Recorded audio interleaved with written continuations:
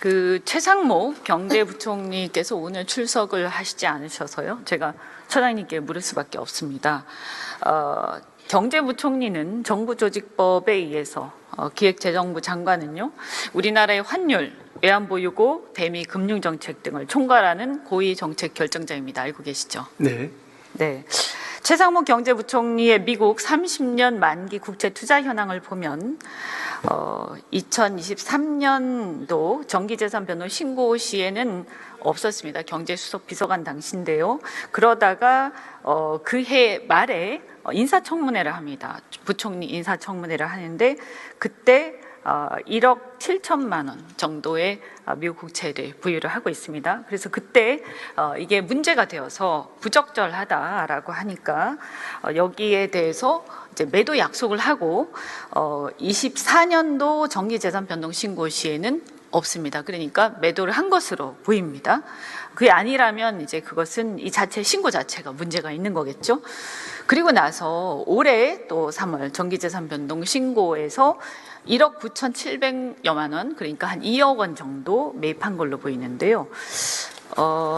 처장님께서는 그 공직자 윤리법상 이해충돌 방지 의무 알고 계신가요? 네. 네. 혹시 말씀해 주시겠습니까? 뭐 그런 부분이 지금 우리 공수처의 좀 수사 대상이 좀 제한되어 있습니다. 예, 그래서 만일에 이제 그런 부분이 해당되는 부분이 있으면 저희들은 법과 원칙에 따라서 이 부분 지금 의원님 말씀하신 부분 유념해서 또 조사할 수 있는 그런 상황입니다. 네, 그 제가 봤을 때는 어쨌든 팔고 다시 사지 않았습니까? 그러니까 그 얘기는 뭐냐 하면 이미 문제가 있다라는 것을 인식을 충분히 하고 다시 매입을 한 것. 이것은 충분히 고의적이고 매우 비윤리적이다 이렇게 생각하고 인사청문회를 통해서 국민들한테 약속을 한 것. 이것을 국민을 다시 기만한 행위에 해당이 됩니다. 그래서 굉장히 심각한 건데요.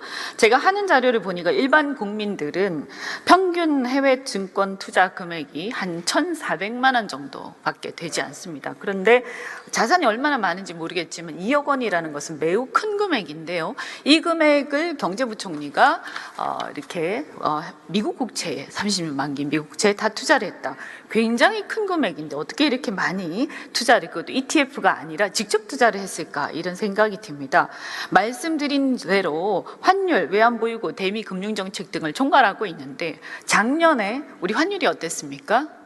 우리 환율이 굉장히 불안정하지 않았습니까? 그죠? 그래서 이 환율이 상승할 경우, 환율이 급등하면 우리 국민들이 굉장히 힘들어지는 게 많았고 작년 같은 경우 이게 문제가 많이 됐었는데요. 이 미국 국채는 사실 어쨌든 환율이 급등하면서 본인이 이익을 볼 수 있는 그런 구조였습니다. 그런데 이것을 팔라고 해서 다시 팔았는데 그리고 나서 다시 샀습니다. 그것도 환율이 굉장히 어려울 때 그래서 이것은 저는 매우 심각한 문제가 있다. 그래서 이거는 이해충돌 방지 의무 위반, 그리고 또 말씀 아까 잠깐 드렸지만 한국은행의 금리 결정 과정, 그리고 외환시장의 개입 계획, 그리고 정부의 환율 방어 정책 이런 것들의 정보를 실시간으로 또 접할 수 있는 자리이기 때문에 미공개 정보 이용 행위에도 해당할 가능성이 있다라고 생각을 합니다. 여기에 대해서 배임은 물론이고요. 물론 사실관계를 다 조사를 해보셔야 되겠지만 그래서 이런 부분들에 대해서 수사를 해야 되지 않느냐라고 생각하는데 어떻게 생각하십니까? 뭐 의원님의 그 고위공직자의 그 청렴성을 강조하는 그런 부분에 대해서 깊이 동의를 하고요. 다만 이 고위공직자 범죄 또 수사 대상은 또 제한되어 있으니까 혹시 그런 부분에 대해서 저촉하는 부분이 있는지 만일 저촉된다면 법과 원칙에 따라서 성실히 수사하도록 그렇게 하겠습니다. 네, 청렴성 그냥 고위공직자라서 그런 게 아니고요. 이분이 경제부총리이기 때문에 더욱더 그런 것입니다. 자신의 일이 바로 이런 것이었고 문제는 국익과 사익이 정확하게 상반되는 상황 속에서도 계속 보유하고 있었다. 당연히 팔았으면 다시 사지 않는 것이 정상적인 사고겠지요. 그죠? 이것은 매우 노골적인 행위입니다. 저는 이것은 그냥 다른 고위공직자가 미국 국채를 매입한 거하고는 완전히 다른 얘기다라고 생각을 하고 그리고 더군다나 인사청문회에서 그렇게 문제가 되어서 팔았는데도 불구하고 다시 샀다라는 것은 매우 고의적이고 아주 그 뭐라고 해야 되나요? 굉장히 뻔뻔하다 하는 생각이 듭니다. 이것은 그냥 놔두면 안 됩니다. 반드시 수사를 해야 된다.